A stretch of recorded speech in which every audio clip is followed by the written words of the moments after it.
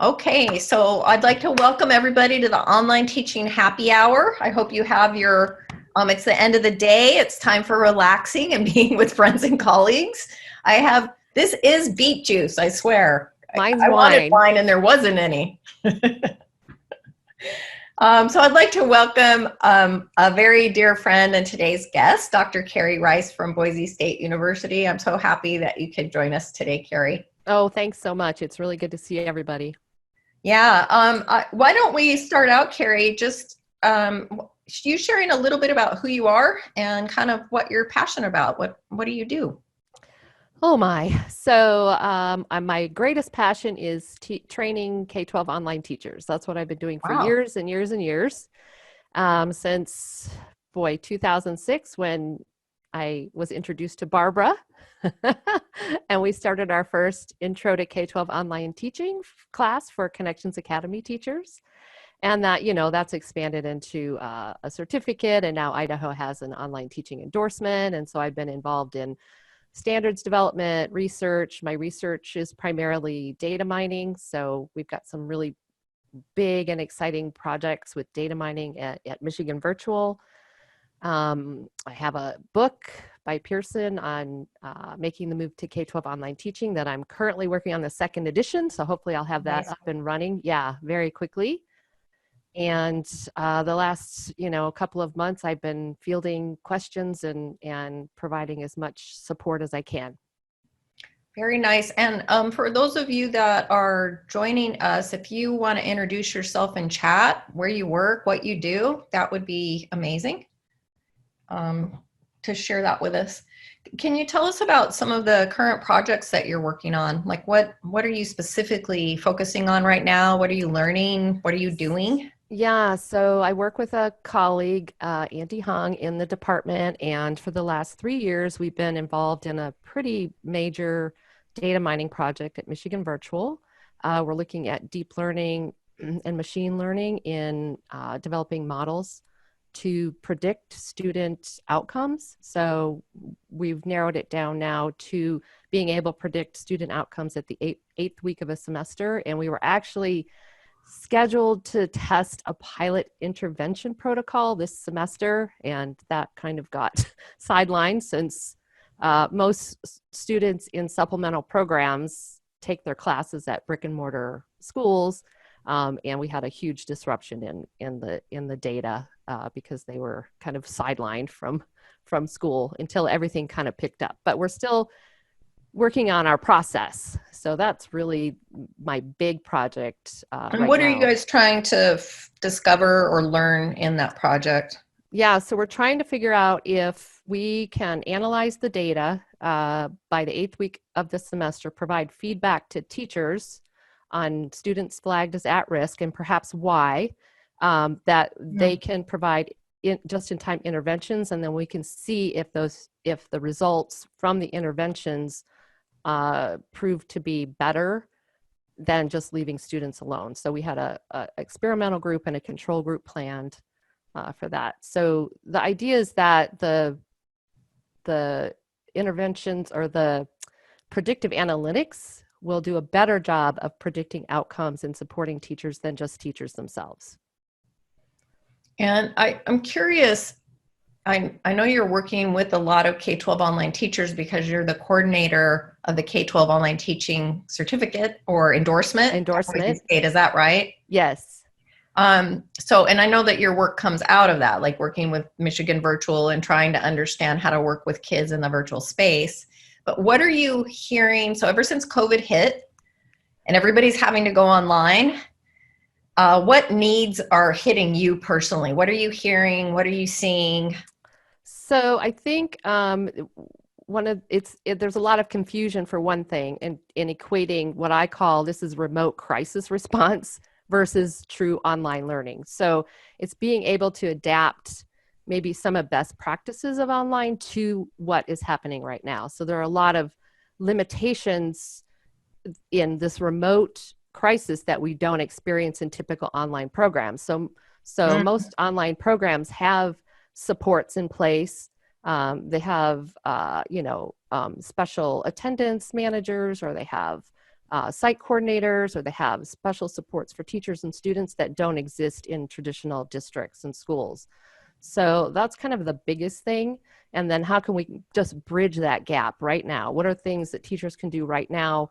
I see a huge kind of the big response is training, training, training, and I would argue that that's not what's needed right now. What's needed is just-in-time resources and supports. So I'm calling for districts to have community responsiveness managers or somebody who's in place to kind of figure out what teachers need immediately and get those supports in place.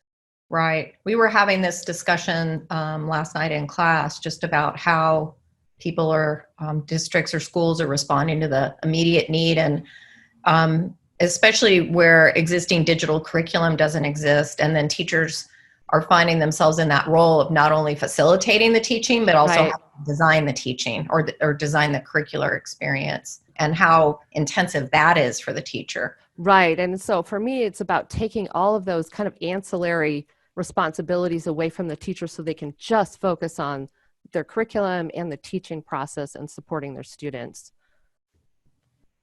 Have you seen some good practices coming out from districts that weren't prepped for virtual learning but are quickly ramping up? Are you seeing interesting solutions? Oh yeah, I mean, there's a lot. It's pretty hit and miss, Right. but I think actually the response has been pretty remarkable considering how drastic the steps were to get kids. And it's not just the normal teaching response. It's parents are having to take on such a huge responsibility, and that is not a typical kind of scenario for traditional schools. That in online schools, we assume that parents or some adult person is going to be there to support the student, and that's not the case in this situation. Right. And that's even assuming that they can get access. Like, that's the big first hurdle. Do the kids even have Absolutely. access Yeah. and device? Yeah, this whole crisis has definitely kind of highlighted the access issues and equity issues that we have.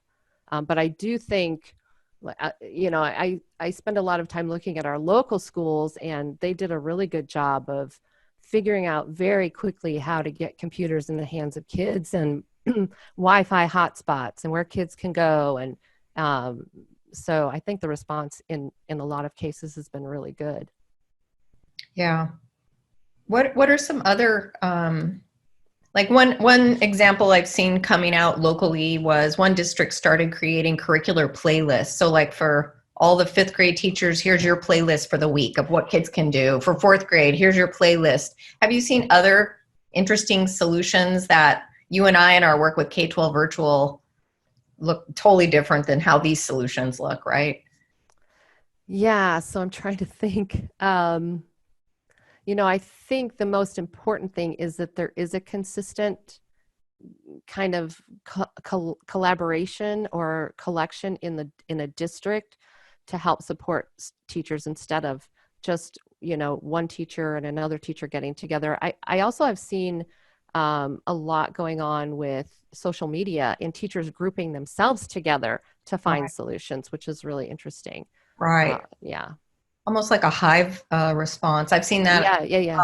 It's like some really interesting solutions that I've never really seen before because of Mm-hmm. what's going on. Mm-hmm.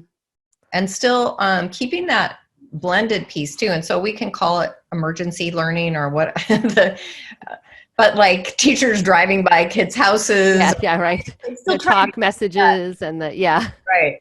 Still trying to yes. keep that physical contact. It's really fascinating. I know, and I kind of, it's like it's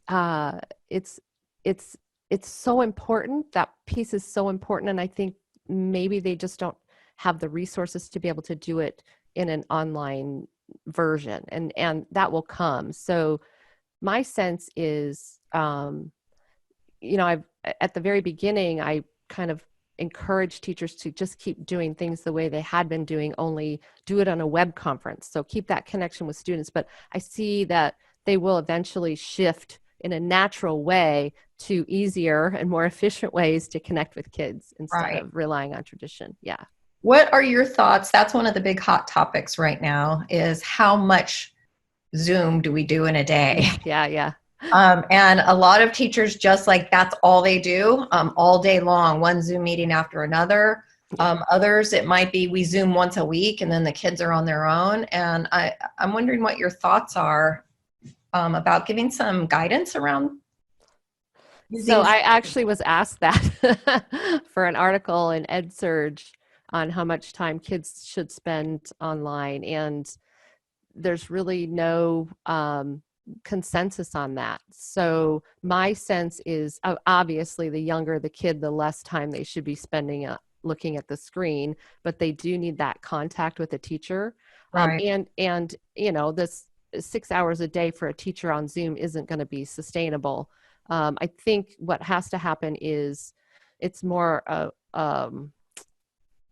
response by the district to help better support teachers in. Oh, I completely lost my thought. I think I need a drink of wine. Hold on. We'll bring it back. Wasn't there a study? Yeah, it'll bring it back. Wasn't there a study done about whatever state you're in when you learn something, that's the state you have to be in to recall it. So if you were drinking when you learned something. When I was interviewed, maybe. Yeah, to get back. Oh my gosh. Yeah, there's really no consensus on time in front of a screen. So it's again, I think it's going to be a natural kind of conversion for teachers to figure out that they can't keep doing Zoom meetings all the time. So they've got to create more kind of project-based activities that, they meet with students for half an hour and then send them off where parents can help support, in this case, outdoor activities or cooking with math, or, I can kind of see this kind of combination of family life and school life is the only way to get through this. Can you talk a little bit about leveraging peer learning? So that idea, if we're doing projects, maybe I'm assigned or I can choose to work with a group of my peers not offline, they're online, but they're not really with the teacher, and strategies around peer-based learning. Right. And so I did post on my blog about ways to collaborate online. Here, I'm going to post a link to my blog so you can see. You. And, just some ideas of writing roulettes or jigsaws or, taking traditional kind of classroom activities and pushing those online and getting more comfortable with letting students be on their own doing the work, not necessarily in breakout rooms or on a Zoom, but on their own doing the work and what that looks like. Right. And would you say, is there a certain age where that's more viable than other ages? Yeah. So, we run into that whole issue with kindergartners and first graders and, how does that look online? And we really just don't have any idea in a research-based way of what that looks like without a parent side by side with the child, helping them through everything. What ages do you think are capable of working with peers on their own? Well, they have to be able to write, probably, have some kind of writing skills and some kind of communication skills. So, I'm thinking third grade. Upper elementary. Upper elementary, yeah. More effective for peer work. This would be a great brainstorming topic. I don't want to just be the person talking in this. So just thinking about, how you can get young kids to work together if they don't have the necessary kind of writing skills. What are other ways that we can do that? And there are video tools for video communication, not just Zoom, but I'm thinking like Flipgrid or VoiceThread or some of those other types of tools. And it doesn't always have to be tool based. It could be phone based or walkie-talkie based. I have seen one instance where a neighborhood got together, and it's a group of families. Actually, there's 3 families, and they decided to quarantine together, and then they each take turns with the instruction for the kids on different days. So, they started early on thinking about how are we going to manage this. what a, great idea to kind of disperse the responsibilities for everybody. Yeah, it's like distributed learning, Yeah. basically. Yeah, it's really challenging when you're quarantined to be able to do that. But I could see that at some point. Right. Jennifer mentioned Ben Cogswell has been doing amazing things with his kinder class. I don't know him. Can you share? Do you have a link, Jennifer? Yeah, I'll go dig up his Twitter handle. He's kind of an amazing character anyway. Um, and he calls his kids Kinder Rockets, and everything is space themed, and they're on Zoom and they're being 5-year-olds and doing great things. And then he's doing like kindness challenges with them and things like that. So, involving them there in their community and involving, what can you do from home kind of thing. So I'll go dig up a link to his blog because I know he's been sharing a lot of great stuff. And if you have questions or comments for Kerry or about these topics, feel free to write them in chat. Sylvia mentioned when you were talking about PLNs earlier, she mentioned that she loved her PLN. In terms of teachers getting their professional learning, whether it's in real time or overtime, do you have PLNs that you'd recommend related to online teaching? Are you talking to me? Yeah. Yeah, you're the guest. Yeah, there's one #remote learning, I think it's called. Is it great? Remote. Where is that one? It's on Twitter, obviously. And that came to me from Kerry. Yeah, yeah, in an interview that I did. Yeah. So I think, just absolutely looking on Twitter and seeing what's going on with search remote learning or remote teaching would be a good option. I've found a couple that I've joined on Facebook, believe it or not, and I've never really had my professional PLN on Facebook, but I'm in Learning in the Time of Corona. Oh, I think I'm on that one too. Teaching in the Time of Corona, and there's tens of thousands of teachers in these groups, all talking about what's going on, and that's where I'm seeing a lot of really creative solutions, but also a lot of people super struggling.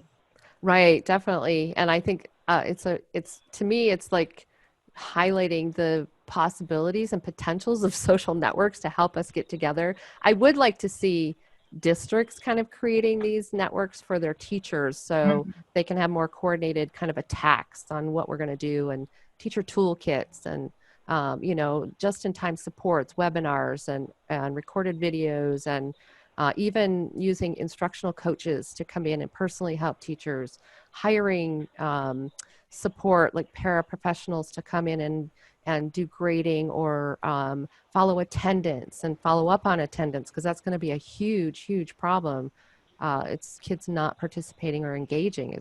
Right now it's up to the teacher to manage that. And if you're a high school teacher with 150 kids, it's virtually impossible online. Yeah.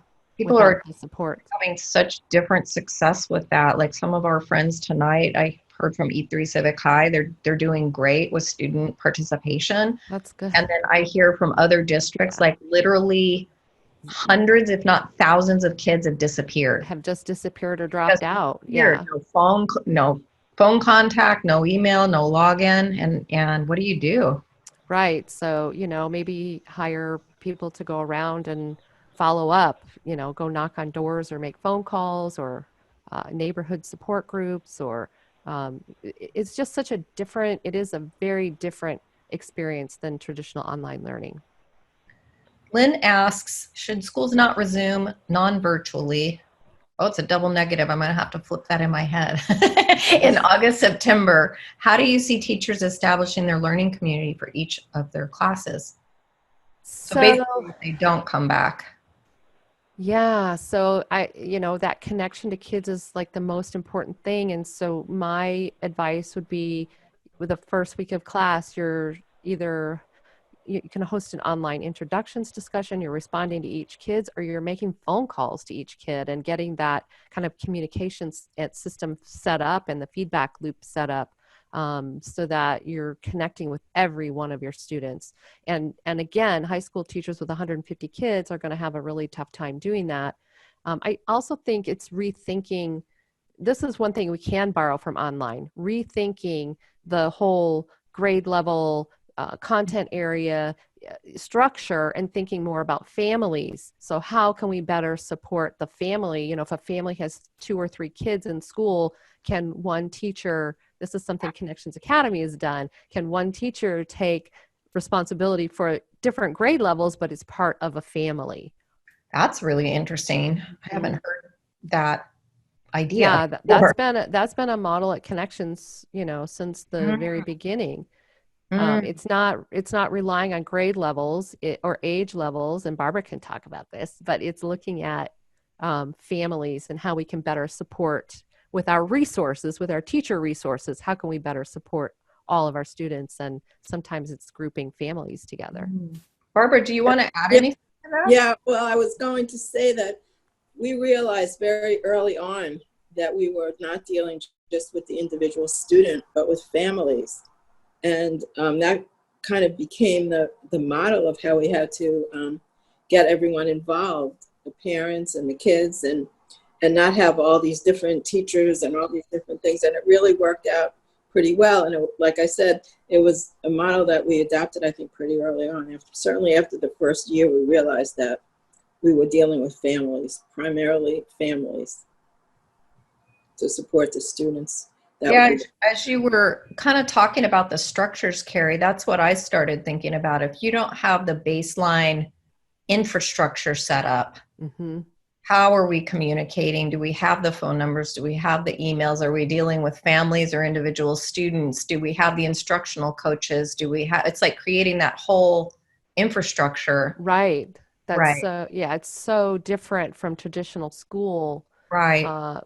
And it's just rethinking what that looks like. And that is something we can borrow from definitely from what we know about online learning.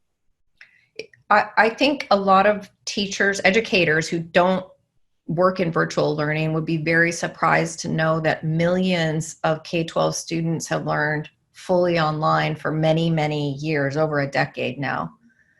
And we know a lot about how to make that work really well. Right. Right. From research, from all the practice, from all the schools that have scaled up around the country, virtual schools. I'm wondering if you've seen people trying to make that translation or help public K-12 kind of make that translation. I think we're in the process of that. And so, you know, we're looking to the fall and thinking, okay, how are we going to make this work? And there's a lot of talk about blended and maybe staggering, you know, start times. And there's a lot of good ideas out there. It's just figuring out how to make it work. And I don't think anybody's come up with a foolproof solution yet.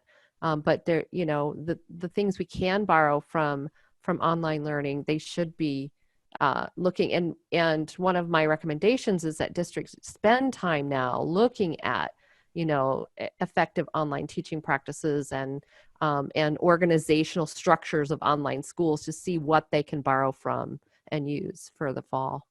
Right. I've heard like 2 major areas of emphasis right now. It's kind of like, how do we respond immediately and what works right now versus how are we moving what's ahead? Next? Yeah. What's next? Yeah. And now we're, you know, maybe we're over the emergency hump a little bit. A little bit.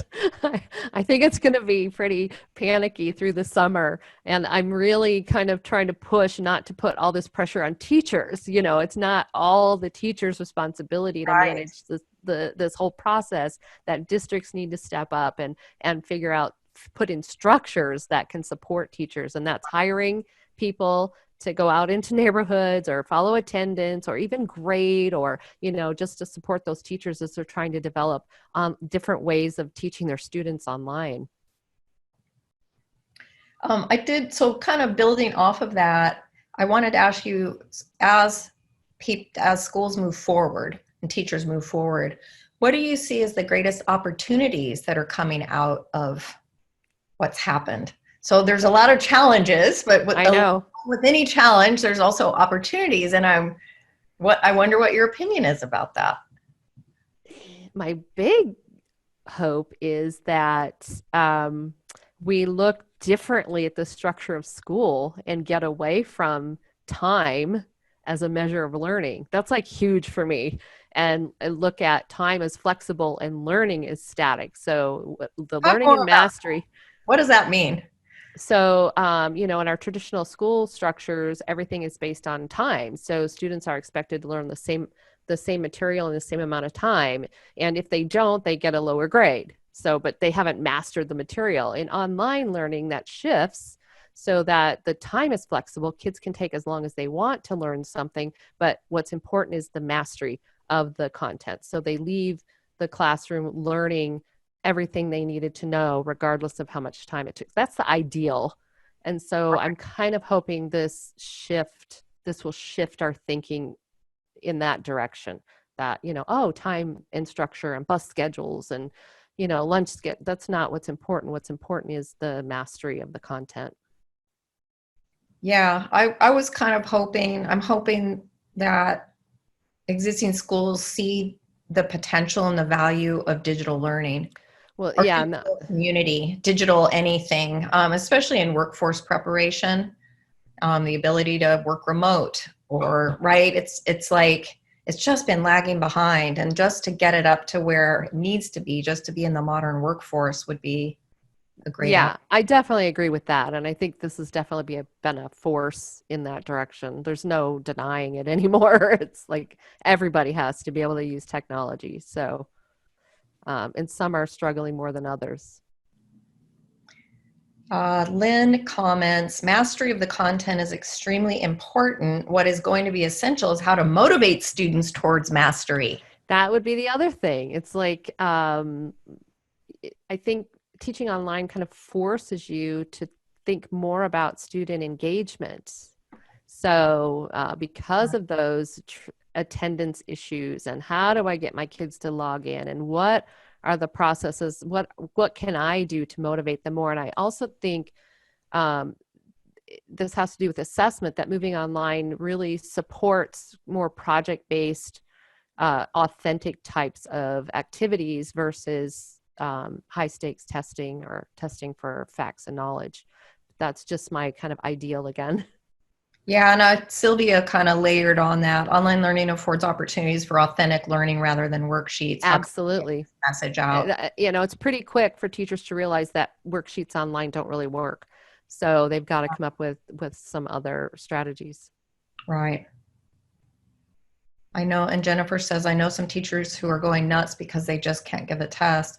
We were talking about this last night in class. When you go into an LMS, the only option under assessment is create your multiple choice exam. Yeah, right. Or right. maybe if you're lucky, your LMS has a portfolio function. Oh, I haven't given a test in 20 years. I haven't either.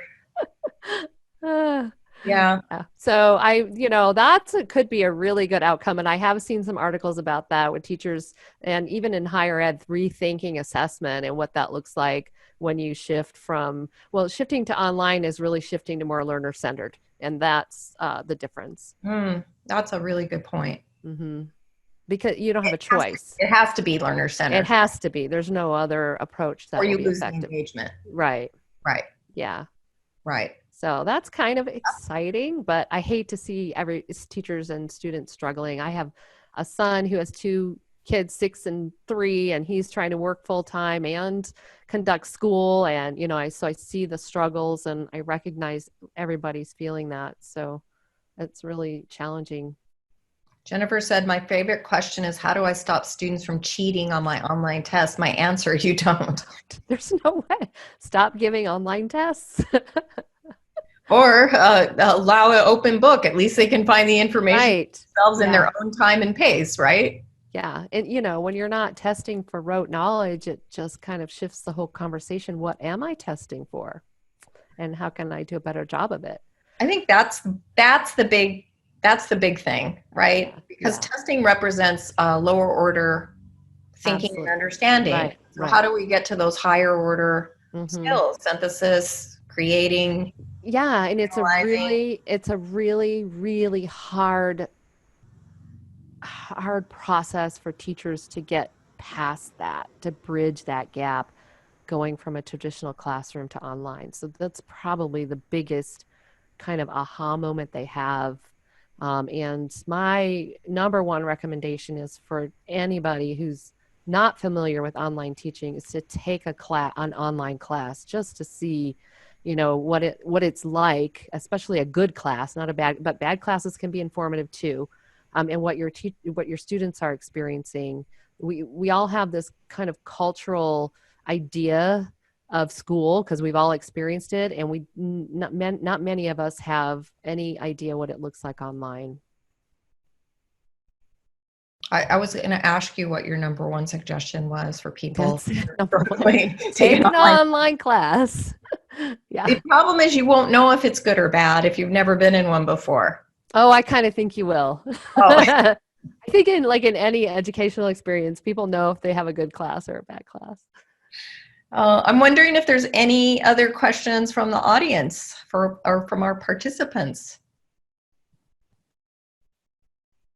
Michelle, one of our students from a long time ago, Michelle Alfieri. Oh, hey, Michelle, good to see you, or see your name. I have to open my grid to see your face. Oh, I hope I'm not missing anybody. Christina, were you in our program? I recognize the last name. I teach in the TESOL program. Oh, okay.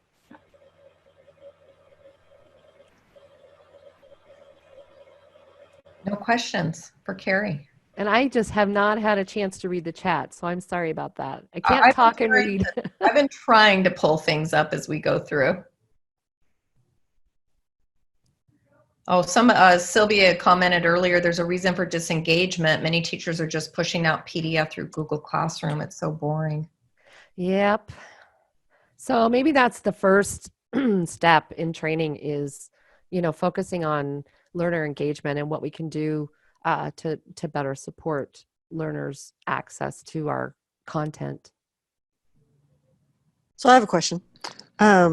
I've been supporting a lot of my colleagues through this process because my expertise is like Google stuff and Google Classroom. And I've taught a bunch of workshops for my district about Google Forms and Google Classroom. And it's actually given me a whole lot of insight into the way other people teach and organize their teaching. Because I'm getting, this huge range of questions from my colleagues at my own school site and then people who've taken my workshops through the district. And they email me later and say, this is happening. Why is it happening? And it's, it's a technical fail going on, and often there's user error involved. But what I've been talking them into doing is, go ahead and add me as a co-teacher to your Google Classroom. And then I go on Screencastify and I take myself on a tour of their Google Classroom and I give them tips as to what I'm seeing and what I suggest. I suggest that instead of just posting everything in the stream, you actually make some assignments and then there'll be due dates and kids will know what they need to do. And in some cases, these are my children's own teachers that I'm doing this for as well. Because as a parent, I call them and say, hey, here's what I'm seeing on the kid end. Can I help you? And sometimes they reach out to me. But what I'm getting out of that is this huge insight into the way other people organize stuff, and it is bizarre. It is like crazy, and it's like they don't have best practices for how to organize material in a way that makes sense to kids, how to write directions in a way that makes sense to kids. They'll make an assignment, they'll give it a title, they'll attach something to it, they'll attach 4 things to it, but there's no directions to kids about what to start with. Watch this, then do this, like that kind of thing. And I'm just out there wondering, how the heck do I support, a very large group of teachers in our district who need training, not just on the technical aspects of like, where do the results of your Google form go and why you should ask students for their name when you make the quiz, but also just in sort of, this is maybe the way you should organize this. It's I know I'm asking a big, hairy question. No.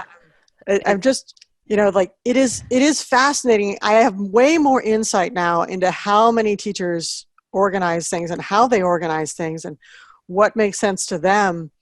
And there's no such thing as a teacher-proof LMS. Everybody can mess it up in their own unique ways. And I'm getting to the point where I'm kind of wishing the district would just say, this is English curriculum, use it.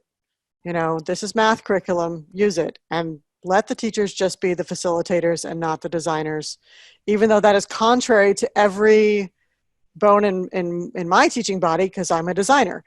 So I don't know if any of that rings a bell for you, or you have thoughts on any of it. Feel free. That's where my head is.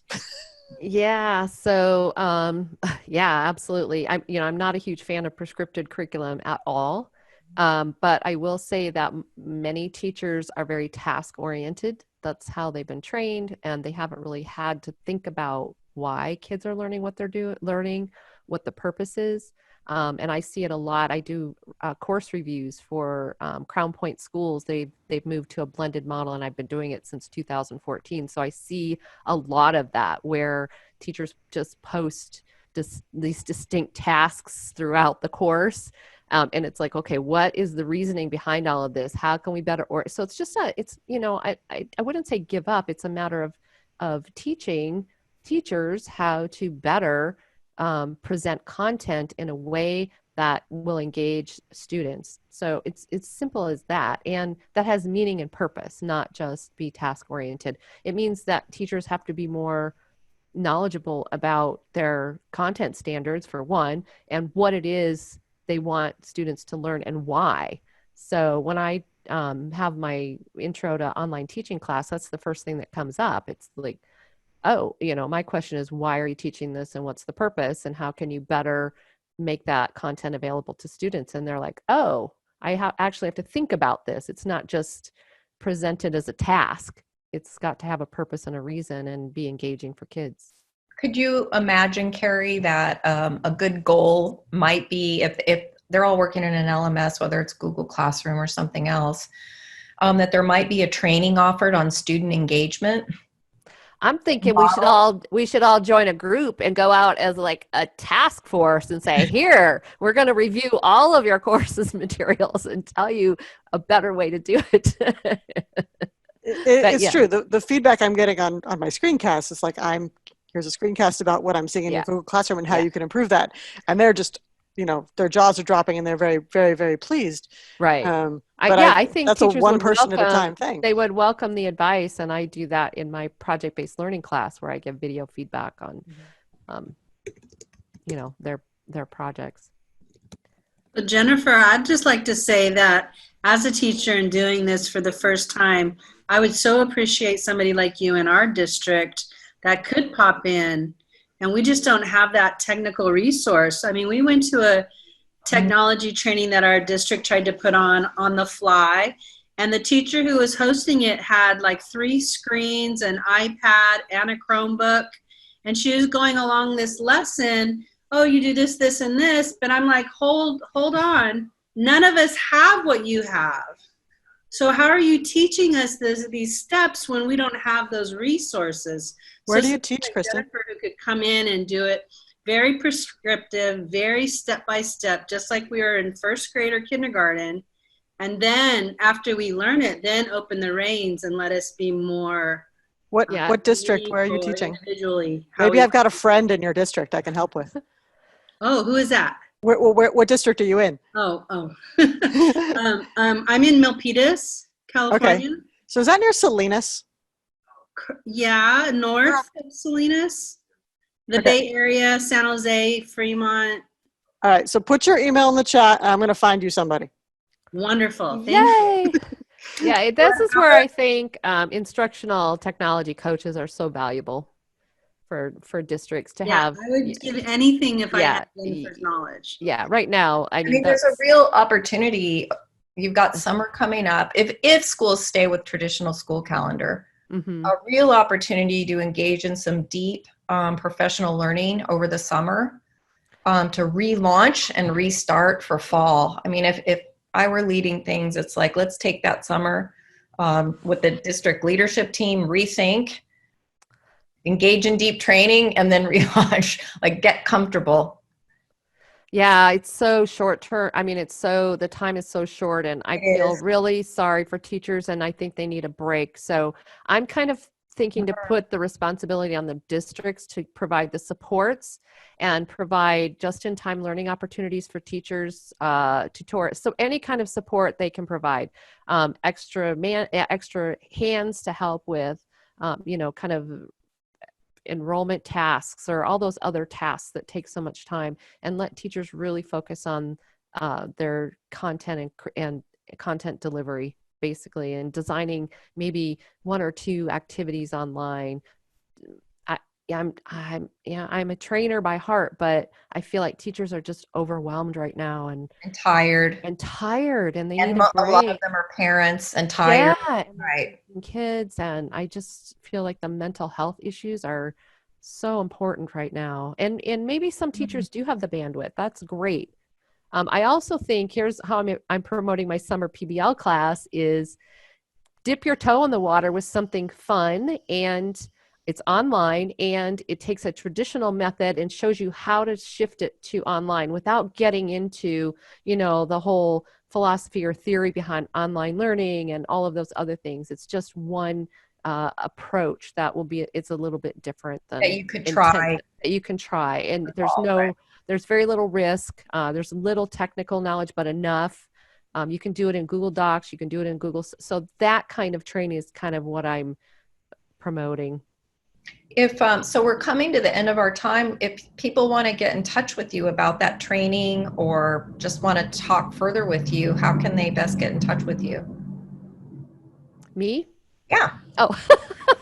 You're the guest. You want to get in touch with me? Oh, here. Get in touch with you. What do they want to get in touch with you? Rice at boisestate.edu. And I am happy to help with whatever you need. Really, feel free to contact me. I love it. It's my passion. I love doing it. And I'm always happy to support teachers. And when does your PBL class start? It starts June 1st. June 1st. And it's on my blog. I promote it on one of my blog posts. I can't remember which one. But I've been trying to kind of blog once a week and just provide, strategy ideas and kind of have a calm voice in all the chaos, so we don't all feel so under pressure. Can you mind sharing your blog link again? Oh, did I not do that? A couple of people came in after you shared it. Oh, okay. I will. Yeah. Yeah. And then you're working on the second edition of your book. Hopefully I will have that e-published next week. That's what I'm hoping. So it's making the move to K-12 online teaching. It's pretty low-key, kind of introductory stuff, a lot on collaboration and discussion board facilitation, which is kind of a huge area and takes a lot of practice for teachers. And then I added a bonus chapter on blended learning to this edition. So yay. Because that's also an area that you teach. It is. Online is different than blended. Yeah, and my philosophy is it's better to jump in all the way with online and then move back to blended, because it's really hard to make that shift to blended in a true blended sense without really understanding what online learning looks like. Okay. Thank you so much for coming to our online teaching happy hour. And this was the most fun webinar I've done all week. So thank you. It was good. And it's so good to see everybody that I know. And meet new people. Sorry. Yeah. It was great seeing you, Kerry. I take care. And again, if you guys want to get in touch with her contact info is there. And I'll be posting this video online and sharing it out on social media. So thank you so much. Thank you so much, everyone. Stay safe. Everybody being here. Good to see you. Great night. Bye-bye. Bye.